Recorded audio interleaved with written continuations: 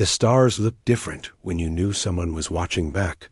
Captain Lisa Martinez stood on the bridge of the New Horizon and stared at the view screen, showing empty space between Earth and the Zalari homeworld. 3 months ago, this spot meant nothing to anyone. Now it was the most important place in human history. The first official meeting between humans and aliens was about to happen right here. Ship hummed quietly around her as the crew prepared. For contact, Dr. Kevin Brooks worked at his science station checking readings for the 100th time that morning. Amy Carter sat at communications, making sure all the translation equipment was ready. Everyone moved with careful precision, because they all knew this moment would change everything. Lisa had been chosen to lead this mission because she was calm under pressure. She had commanded deep space missions for 15 years and never lost. Her cool, but today felt different. Today she was representing all of humanity, to beings who could read minds like humans read books. Zalari had contacted Earth 6 months ago through radio signals that arrived from deep space. Their message was simple but terrifying. They were telepathic beings who ruled a massive empire spanning dozens of star systems. They had been watching humanity for years and wanted to meet because humans were the first species they could not read telepathically. Every other race the Zalari had encountered could be scanned easily. Their thoughts were like open books that telepaths could read at will. But human minds appeared completely blank to them. This had never happened before in their 50,000-year history of galactic expansion. They were curious and maybe a little worried about what this meant. The diplomatic team had spent months preparing for this meeting. They studied everything they could about the Zalari from the limited information provided. The aliens were tall and thin with large heads that housed powerful telepathic organs. They communicated primarily through mental links and found verbal communication primitive and slow. Lisa checked the time. The Zalari ship would arrive in 30 minutes. She had read the briefing files so many times she could recite them from memory. High telepath Vexthara would lead their delegation. This being was ancient, even by Zalari standards, and had personally overseen first contact with dozens of species. Junior telepath Kuranas would assist as backup and translator. The plan was simple in theory, but complex in practice. The two ships would dock in neutral space. The delegations would meet in the New Horizons main conference room. The Zalari would attempt their traditional telepathic greeting. When that failed, they would proceed with verbal communication through translation devices. Dr. Brooks looked up from his station. Captain, the readings are stable. All systems are ready for docking procedures. Amy turned from her communications panel. Translation matrix is online and functioning perfectly. We can handle real-time conversion between their language and ours. Lisa nodded. She had good people with her. Kevin was one of the best scientists in the fleet, with expertise in alien technology and xenobiology. Amy had worked on developing the translation systems and understood them better than anyone. They were as ready as humans could be for something that had never happened before. The ship's computer announced the arrival of the Zalari vessel. Lisa watched as a sleek silver ship appeared on the view screen. It was beautiful in an alien way, with curves and angles that seemed to flow like water frozen in time. The technology was clearly advanced beyond anything humans had built. Incoming transmission. Amy reported the view screen flickered and showed the interior of the Zalari ship. High telepath Vexthara appeared on screen, and Lisa felt a chill run down her spine. The alien was even more imposing than the briefing materials had suggested. Nearly 8 feet tall, with pale blue skin and large dark eyes that seemed to look right through her. The cranial ridges that housed the telepathic organs pulsed with a faint light. Vexthara spoke in a voice that was musical but somehow unsettling. The translation came through clearly. Greetings, humans. I am High Telepath Vexthara of the Zalari Empire. We request permission to board your vessel for the arranged meeting. Lisa straightened her uniform and replied formally. Permission granted, High Telepath. Welcome to the New Horizon. I am Captain Lisa Martinez, representing the United Earth Government. The docking procedure took 20 minutes. Lisa used the time to review the protocols one final time. The conference room had been arranged with seats that could accommodate both species. Medical teams from both sides would monitor the proceedings. Security was present, but discreet. When the airlock opened, Lisa got her first look at the Zelari in person. Vexthara was even more impressive up close. The alien moved with fluid grace, and the telepathic organs on their head created shifting patterns of light. Junior telepath Karanas was smaller, but still towered over the humans. The group made their way to the conference room in silence. Lisa noticed that the Zelari seemed uncomfortable with the verbal communication. They kept turning their heads toward each other as if trying to communicate telepathically, but finding only silence in the conference room, everyone took their positions. Lisa sat across from Vexthara with her team flanking her. The aliens sat, rigid and formal, as if this was a ceremony they had performed many times before. A Vexthara spoke first. In our culture, we begin all meetings with a telepathic greeting. This allows us to share basic intentions and establish trust. We will attempt. This now. Lisa felt a strange tingling sensation in her head. It lasted only a few seconds, then stopped. Vexthara's large eyes widened slightly, and the lights in their cranial ridges pulsed faster. Most unusual, the alien said. We cannot sense your thoughts at all. It is as if your minds are surrounded by impenetrable barriers. Dr. Brooks leaned forward. We do not possess telepathic abilities. Our species evolved without mental communication. We use spoken language and written symbols to share information. Horanas made a sound that might have been surprise. Vexthara's head tilted as if considering this information. In 50,000 years of expansion, we have never encountered a species without some form of mental connectivity. Even the most primitive beings we have met possess basic telepathic sensitivity. Lisa realized this was both an opportunity and a problem. The Zelari were used to instant mental communion with other species. They could share thoughts, emotions, and intentions directly. Humans were completely outside their experience. Perhaps we could establish new protocols, Lisa suggested. Our species may be different, but we share the same goals of peaceful contact and mutual understanding. Vexthara nodded slowly. We are willing to attempt this, but we would like to request a deeper scan of human consciousness. With your permission, we would like to examine one of your minds more thoroughly. This would help us understand your species better. Lisa exchanged glances with her team. This was not part of the original plan, but it might be necessary. What would this involve exactly? We would need a volunteer, Vexthara explained. Someone willing to allow me to make direct mental contact. It would be completely safe and could provide valuable insights for both our species. Lisa considered the request. It was risky, but potentially important for establishing good relations.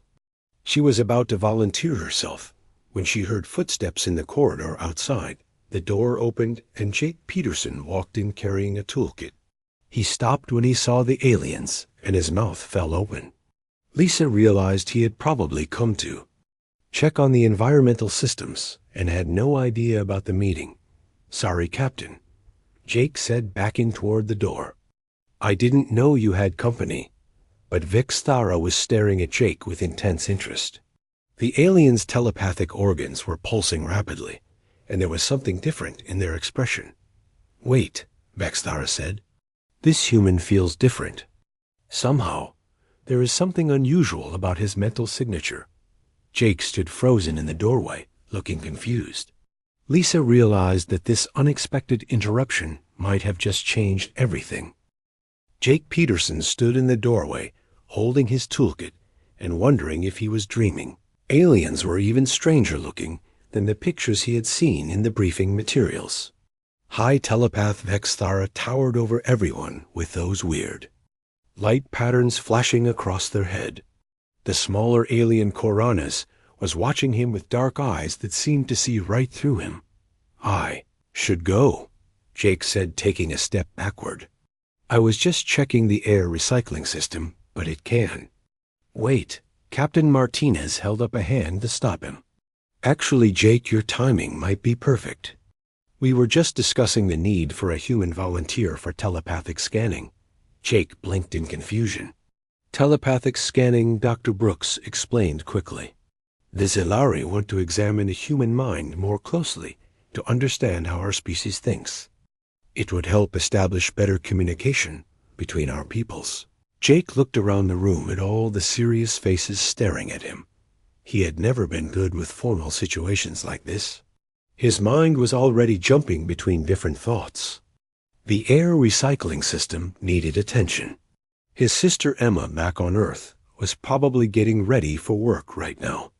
The alien technology in the room looked fascinating. He wondered what telepathic scanning would feel like.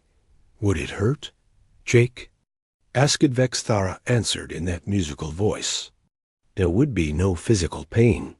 We would simply examine your thought patterns and mental processes. It is routine for us." Jake set down his toolkit. He had always been curious about things that others found scary. In school, he was the kid who wanted to touch the weird bug everyone else avoided. As an adult, he was the one who volunteered for dangerous repair jobs in space. Maybe this was just another interesting experience. "I'll do it," Jake said. Captain Martinez looked surprised. "Are you sure, Jake? This is completely voluntary, and we don't know exactly what to expect," Jake shrugged. "Someone has to do it right. Besides, I'm probably the most expendable person on the ship." Dr. Brooks frowned. "You're not expendable, Jake. You're one of our best technicians." Jake felt embarrassed by the praise. He had always struggled with self-confidence because his mind worked differently than other people. In school, teachers said he couldn't focus. In the military, they said he was too scattered. But somehow, he had found his place on deep space missions, where his ability to see problems from different angles was actually useful. "There is something unusual about this human," Vexthara said, studying Jake intently. "His mental signature is different from the others. More complex, perhaps." Jake wondered what that meant. He had been diagnosed with ADHD as a child, but never thought of it as making him complex. Mostly it just made life harder because he couldn't sit still or focus on things that bored him. But when something interested him, he could work on it for hours without stopping DR. Susan Hayes entered the room with her medical team. She was the ship's chief medical officer and had been monitoring the proceedings from her station. "If we're going to do this, we need proper medical supervision," she said. Jake had worked with Dr. Hayes before. She was thorough and careful, which made him feel better about the whole thing. She began setting up monitoring equipment around the conference table while explaining what each device would measure. "Will track your vital signs, brain activity, and stress levels throughout the procedure," Dr. Hayes explained. "If anything looks dangerous, we'll stop immediately." Jake nodded and sat in the chair she indicated. The medical sensors felt cold against his skin. He could hear the quiet beeping of the monitors and smell the antiseptic scent of the medical equipment. His ADHD brain was already processing dozens of sensory inputs that most people would ignore. Meanwhile, the Zilari were making their own preparations. Koranas activated several alien devices that hummed with energy. Vexthara sat across from Jake and began what looked like a meditation ritual. The light patterns on their head slowed and became more regular. "Jake," Dr. Brooks said quietly, "can you tell us a bit about how your mind works? It might help us understand what the Zilari are experiencing." Jake thought about how to explain something he had lived with his whole life. "I guess I think about lots of things at the same time. Like right now, I'm thinking about this conversation. but also about the ventilation problem in Section C, and whether my sister remembered to water my plants on Earth. Most people think that's weird. It's not weird, Amy Carter said from her position at the communication station. It's just different. Jake smiled at her. Amy had always been kind to him, even when others found his scattered thoughts annoying. I also get really focused on things that interest me. Like I can work on a mechanical problem for 12 hours straight and forget to eat. But I can't sit through a boring meeting to save my life. Vexthara's head tilted with interest. Your mind processes multiple thought streams simultaneously. I guess so, Jake said. I've always been that way. Doctors gave it a name when I was a kid, but I just think of it as how my brain works. Dr. Hayes finished her preparations and checked all the monitoring equipment. All systems are green. We're ready to proceed if everyone agrees. Captain Martinez looked around the room. This is Jake's decision. Are you comfortable with this? Jake nodded. Let's do it. The room became very quiet. Jake could hear the subtle hum of the ship's engines and the soft breathing of everyone around him. His mind was already wandering to other things. He thought about the book he was reading about quantum mechanics and wondered if telepathy worked on quantum principles. He thought about his childhood dog Rex, who used to tilt his head the same way. Vexthara was doing now. We will begin with light contact, Vexthara said. Simply remain relaxed and think whatever thoughts come naturally.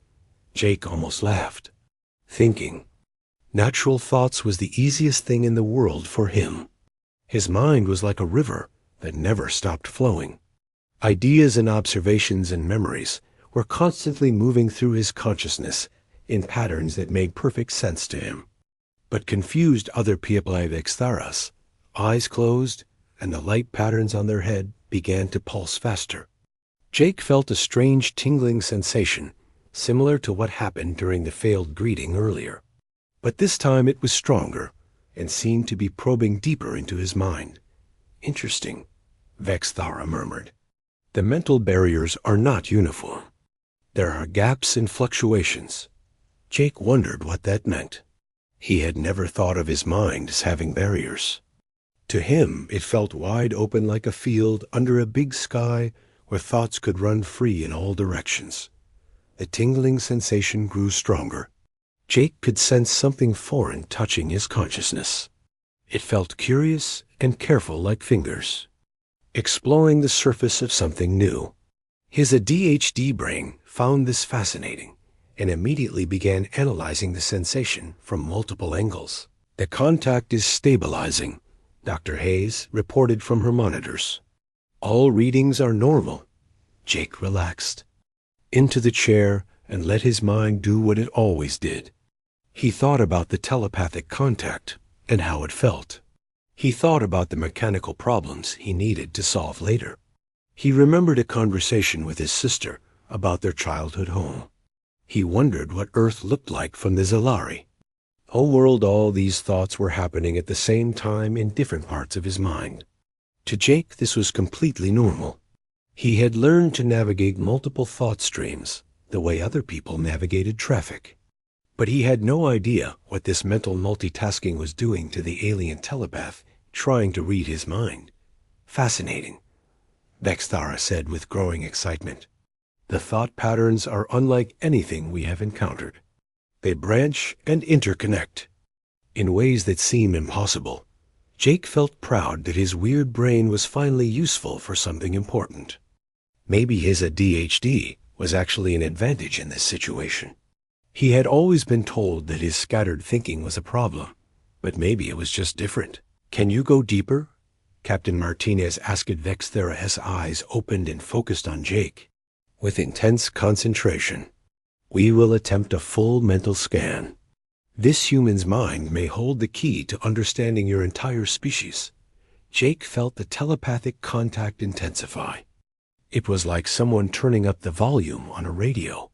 The tingling sensation spread through his entire consciousness, and he could sense the alien presence exploring deeper into his thoughts.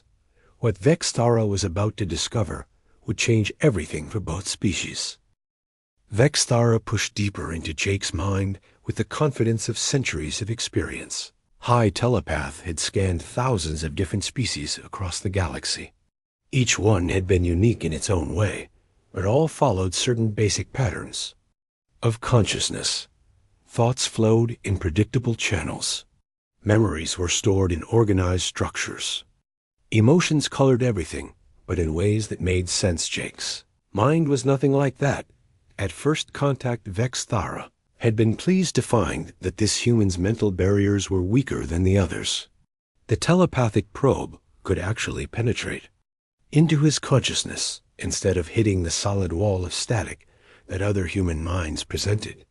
But as the scan went deeper, Vexthara realized that the barriers weren't weaker. They were different. Jake's ADHD brain didn't have the same kind of organized mental structure that other beings possessed. Instead of clear pathways between thoughts, there were hundreds of interconnected streams all flowing at once. It was like trying to follow a single conversation in a room full of people, all talking simultaneously. The first thing that hit Vexthara was the sheer volume of mental activity. Jake's mind was processing information from dozens of different sources at the same time. He was aware of the hum of the ship's engines, the texture of his uniform against his skin, the smell of the medical equipment, the sound of Dr. Hayes checking her monitors, the way the alien technology looked from his angle in the chairmost. Brains would filter out these background sensations to focus on the important task at hand. But Jake's ADHD brain was taking in everything at once and somehow managing to process it all. To Vexthara, it felt like being hit by a waterfall of sensory data. Remarkable, Vexthara whispered. The sensory processing is completely different from anything we have seen. Dr. Hayes looked up from her monitors. All readings are still normal. Jake, how are you feeling? Jake's voice sounded distant and dreamy. Fine, kind of tingly. It's actually pretty interesting. What Jake didn't realize was that his mind was doing something that fascinated the alien telepath. As soon as he had identified the telepathic contact as interesting as ADHD brain had shifted into hyperfocus mode. This was the state where he could work on mechanical problems for hours without stopping. Now all that intense concentration was focused on analyzing the telepathic connection itself. Vexthara felt Jake's mind lock onto the mental probe with the intensity of a laser beam. The human was studying the telepathic contact from every possible angle. How did it work? What did it feel like? What were the implications for human-alien communication? What would happen if humans developed telepathic abilities? These questions were branching into dozens of related thoughts. Jake's mind was making connections between telepathy and quantum mechanics, between alien psychology and human neurology, between the history of communication and the future of interstellar relations. Each connection spawned new questions and new areas of exploration. To Vexthara, it was like watching an explosion of thought that never stopped expanding. Every time the telepath tried to follow one thread of Jake's thinking, it split into multiple new threads. It was beautiful and terrifying. At the same time, the thought patterns are accelerating, Vexthara said with growing strain in their voice. I have never encountered anything like this. Jake's hyperfocus was now operating at full strength. His ADHD brain was analyzing the telepathic contact with the same intensity he brought to complex mechanical problems. But unlike a machine, Jake's mind was making creative leaps and unexpected connections that no logical system could predict. Was thinking about how telepathy might work on a quantum level, about whether thoughts had mass or energy, about how the Zellari had evolved this ability and why humans hadn't, about what it meant for consciousness to be shared between minds, about whether telepathic species dreamed differently than non-telepathic ones. All these thoughts were happening simultaneously in different parts of his consciousness. Jake's ADHD brain was like a massive parallel processing system that could handle multiple complex tasks at once. But it was also creative and intuitive in ways that no computer could match. Vexthara's confidence was beginning to crack.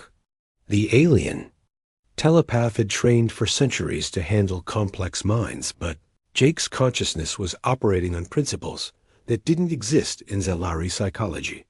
It was like trying to read a book where every word was in a different language and all the sentences were happening at the same time. The neural activity is increasing, Dr. Hayes reported. Both human and alien readings are climbing. Captain Martinez leaned forward. Should we stop the procedure? Not yet, Vexthara said through gritted teeth.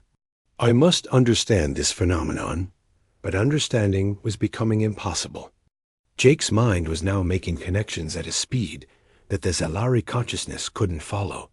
His thoughts were jumping between topics with a logic that made perfect sense to him, but appeared completely random to the alien observer. Jake was thinking about his sister Emma and how she always said his mind worked like a pinball machine, about the ventilation system in Section C and whether the Zalari ship had similar problems, about the book he was reading on quantum mechanics and whether the author had ever considered telepathic implications, about his childhood dog Rex and whether animals could be telepathic too. Each thought was connected to all the others in ways that Jake understood instinctively.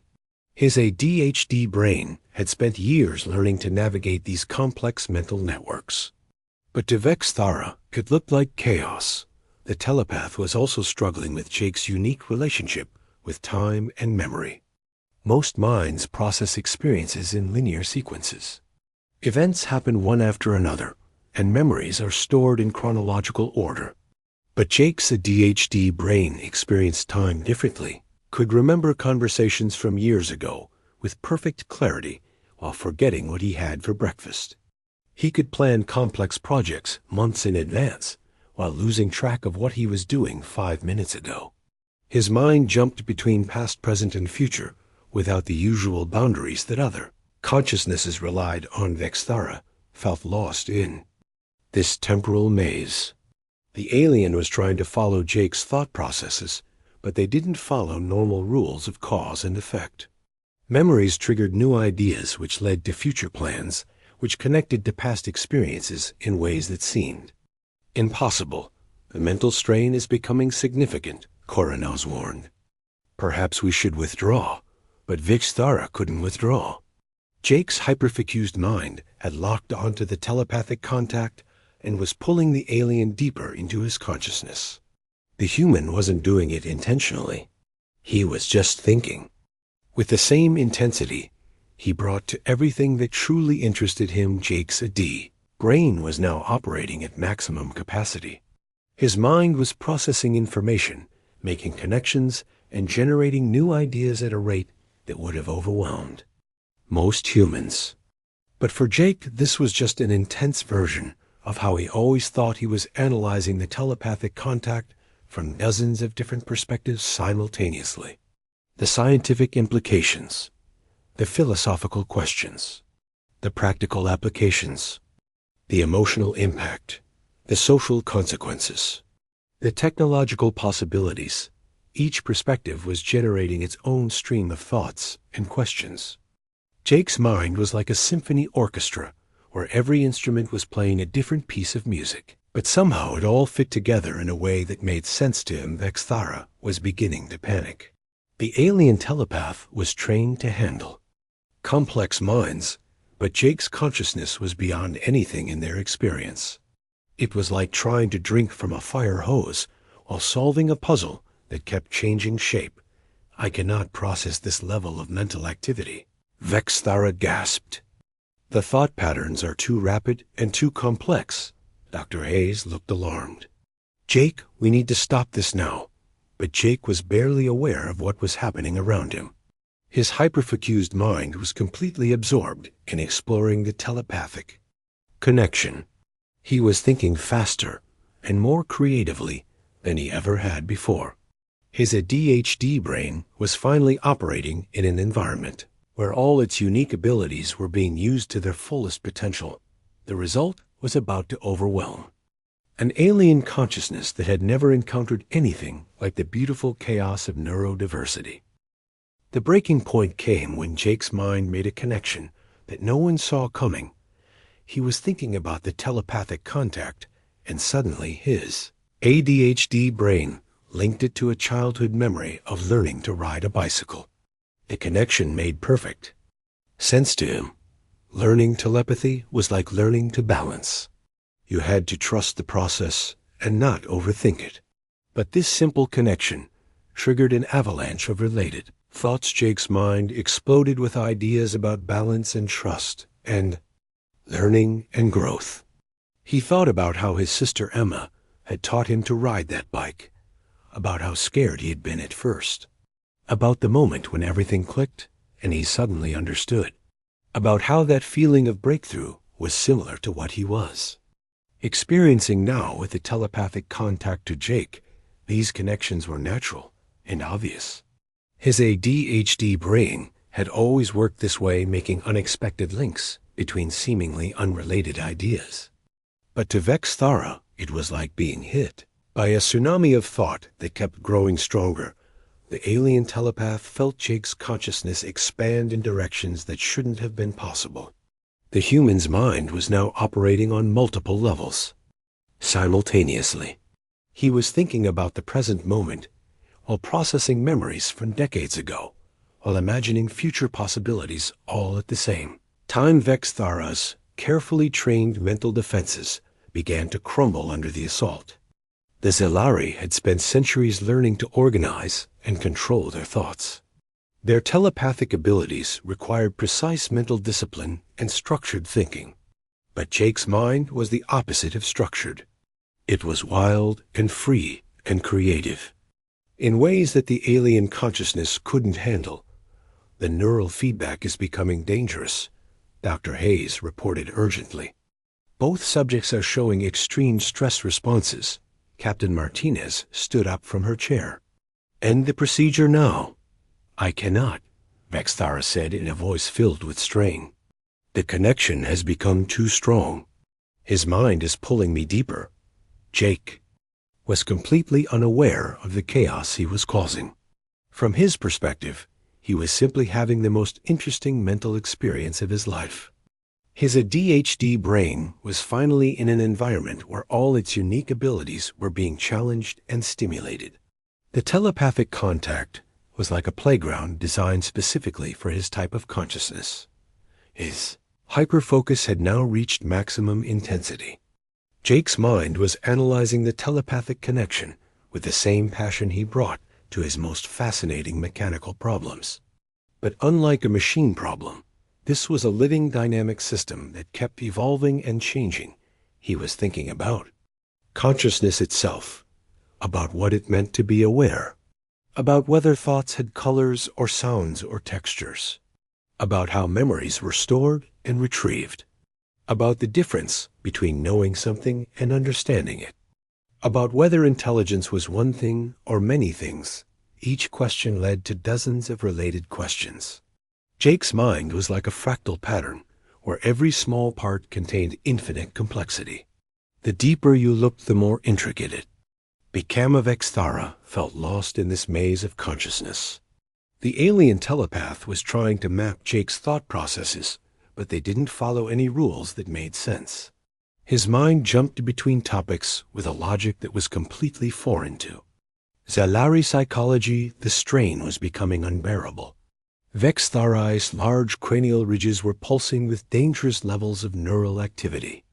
The telepathic organs that had been developed over millions of years of evolution were not designed to handle this type of mental chaos.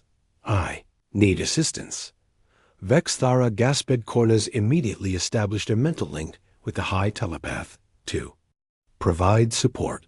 But the moment the junior telepath touched Jake's consciousness through Vexthara's connection, they too were overwhelmed. Jake's ADHD brain was now thinking about multiple consciousnesses sharing the same mental space.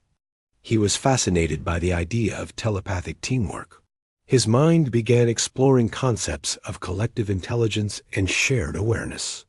He thought about ant colonies and beehives, and how individual minds could work together to create something greater than the sum of their parts. These ideas were generating new streams of thought faster than the Zelari could process them. Jake's mind was like a star going supernova. The energy and creativity were beautiful, but too intense for other consciousnesses to handle safely. Both alien subjects are in distress, Dr. Hayes reported. We need to break the connection immediately. Amy Carter was working frantically at her communication station. I'm trying to use the translation matrix to interrupt the telepathic link, but it's not responding. Dr. Brooks joined her at the console. The connection is operating on frequencies we don't fully understand. It's like trying to stop a river by standing in front of it. Meanwhile, Jake's consciousness continued to expand. His ADHD brain was making connections between telepathy and music, between alien psychology and human creativity, between the structure of thoughts and the structure of the universe itself. He was thinking about how thoughts might be related to quantum mechanics, about whether consciousness created reality or reality created consciousness, about whether telepathic species had discovered something fundamental about the nature of existence, that humans had missed these philosophical questions or branching into scientific speculations. Jake's mind was designing experiments to test telepathic theories. He was imagining new technologies that could enhance human consciousness. He was creating art forms that only telepathic beings could appreciate. All of this was happening simultaneously, in different parts of his awareness. Jake's ADHD brain was like a massive parallel processing system that could handle infinite complexity without losing track of any individual thread. But for Vexthara and Koranas, it was like trying to follow a conversation where everyone was speaking different languages at maximum volume. The alien telepaths felt their consciousness being pulled in hundreds of directions at once. The mental strain is beyond safe limits, Vexthara whispered. I cannot maintain this connection much longer. The high telepath's body was beginning to show signs of severe stress. The light patterns on their cranial ridges were flashing erratically. Their breathing was rapid and shallow. Their large dark eyes were wide, with something that might have been fear. Jake's hyperfocus was now so intense that he was barely connected to his physical body. His entire consciousness was absorbed in exploring the telepathic connection. He was thinking about the nature of thought itself, about whether ideas had independent existence or only existed in minds that thought them. His ADHD brain was creating new concepts faster than language could describe them. He was imagining forms of communication that went beyond words or even telepathy. He was designing new ways of thinking that could solve problems no one had ever considered. The creative explosion happening in Jake's mind was beautiful and terrifying. It was like watching the birth of a new form of consciousness that operated on principles beyond anything the galaxy had seen before. Vexthara's defenses finally collapsed completely. The alien telepath, who had successfully scanned thousands of different species across 50,000 years of galactic exploration, was defeated by the magnificent chaos of one human's neurodivergent mind. I cannot, Vexthara gasped, and then fell forward. The high telepath's body hit the conference table with a sound that everyone in the room would remember for the rest of their lives. The most powerful telepath in the Zelari Empire had been overwhelmed by Jake Peterson's ADHD brain. In the sudden silence that followed, Jake's eyes opened, and he looked around the room with confusion. Did I miss something important? The medical teams moved quickly to help the collapsed alien telepath, while Jake sat in his chair looking confused. Dr. Hayes was checking Vexthara's vital signs with her human medical equipment, while Koranas used Zelari devices to monitor their superior's condition. Both species worked together with urgent efficiency despite not fully understanding each other's medical technology. What happened? Jake asked, looking around the room at all the worried faces. Captain Martinez knelt beside his chair.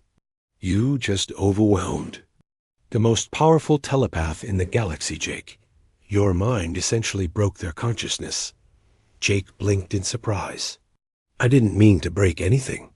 I was just thinking, that's exactly the point, Dr. Brooks said with growing excitement.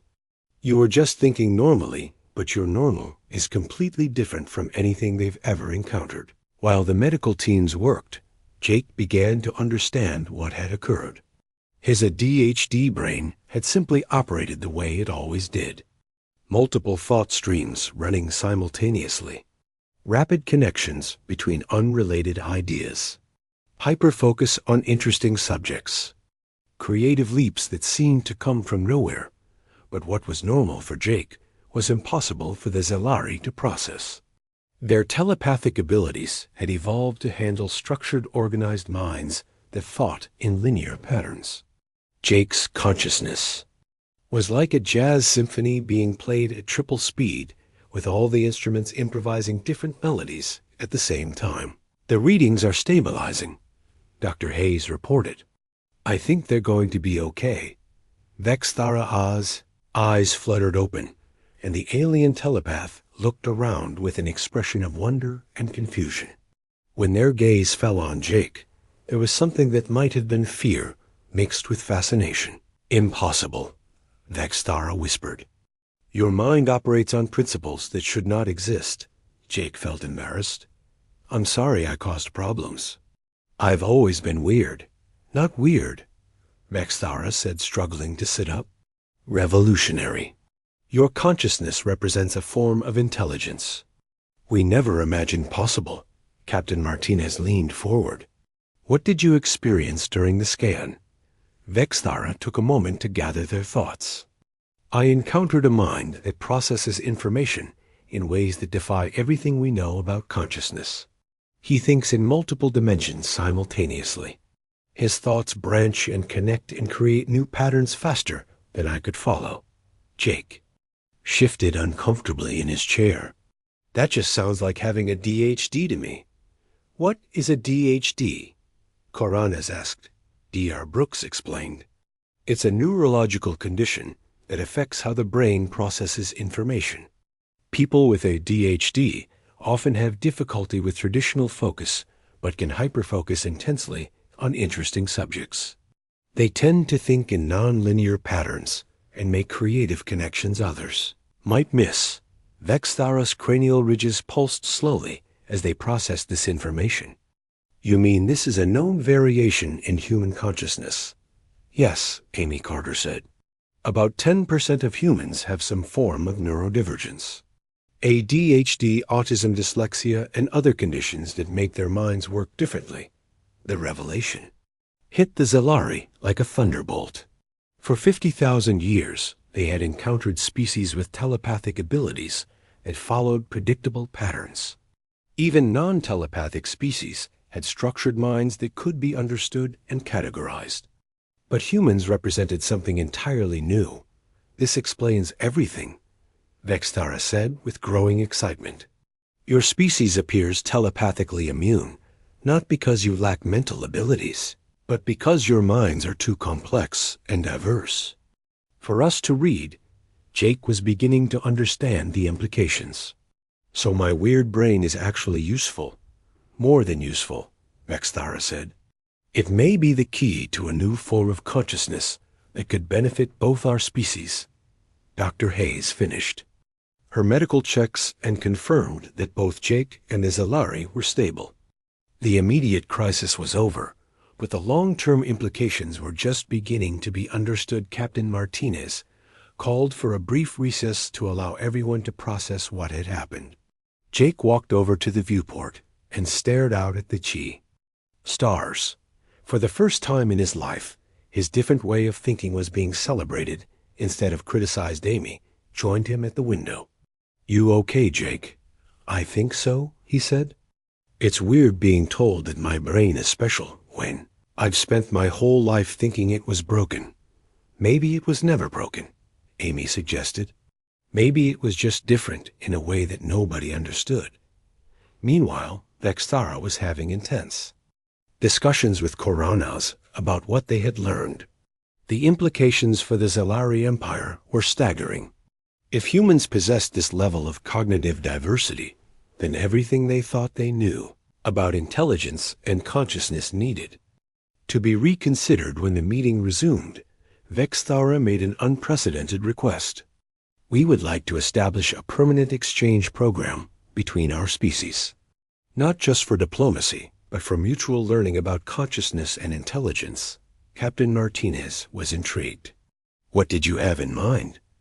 We would like Jake to come to our homeworld as the first human Zelari cognitive liaison. His unique mental abilities could help us understand new forms of thinking we never imagined possible. Jake looked surprised. You want me to be a diplomat, not a diplomat, Vexthara corrected. A bridge between two completely different forms of consciousness. Your ADHD brain could help us solve problems that have stumped our civilization for millennia. Dr. Brooks was fascinated by the possibilities. Think about it, Jake. You could help develop new technologies, new forms of communication, maybe even new ways of thinking that neither species could achieve alone. Jake considered the offer. His whole life he had been told to sit still, pay attention, follow the rules. But here was an opportunity to use his scattered, hyperfocused creative mind for something truly important. What about the maintenance work on the ship? Jake asked. Captain Martinez smiled. I think we can find someone else to handle the air recycling system, Jake. This is a chance to use your talents on a galactic scale. Jake looked around the room at all the expectant faces. Human and alien alike, they were all looking at him with hope and excitement. The maintenance technician who couldn't sit through meetings was being asked to help reshape the relationship between two species. Okay, Jake said. I'll do it. The next few months were a whirlwind of activity. Jake worked with teams of both human and Zelari scientists to develop new communication protocols. His ADHD brain's ability to see connections others missed proved invaluable in solving complex problems. The Zelari learned that human neurodiversity was not a flaw, but a feature. Different types of minds could approach problems from angles that homogeneous thinking could never achieve. Jake's hyperfocus helped them break through research barriers that had stalled for centuries. Returned Jake learned to appreciate his own unique abilities. The scattered thinking that had made school difficult was perfect for handling multiple complex alien concepts simultaneously.